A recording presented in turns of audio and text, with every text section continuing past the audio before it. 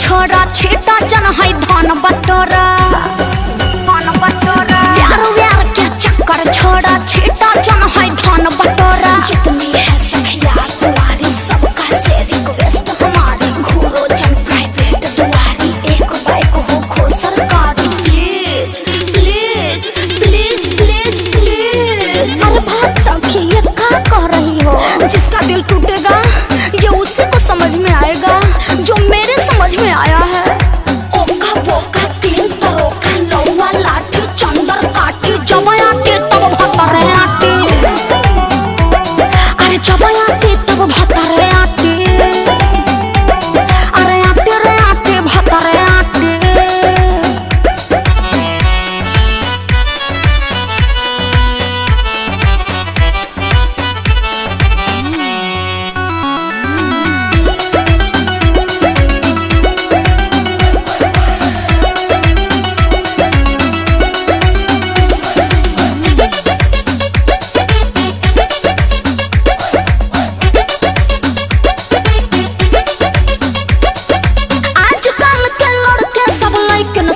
जोड़ाते हैं और बोलते हैं उठा ले जाऊंगा तुझे मैं डोली में।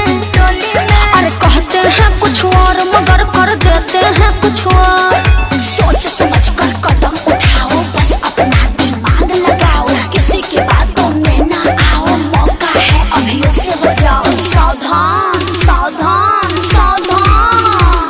आज 1,20,000 के बात कहलुए सखी तारा बात में दम बा। अरे अभी तो ढेर कहे के बा ई तो बहुत कम बा। ओका बोका तीन तरोका लौवा लाठी चंदर काटी जब आते तब भतरे आती। अरे जब आते तब भतरे आती।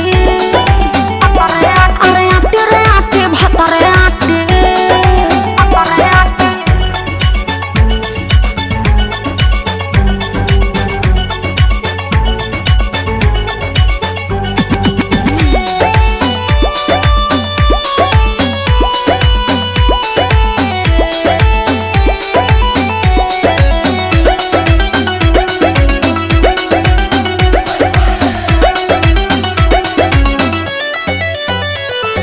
जिसको मानो अपना वो एक दिन सपना हो जाता है।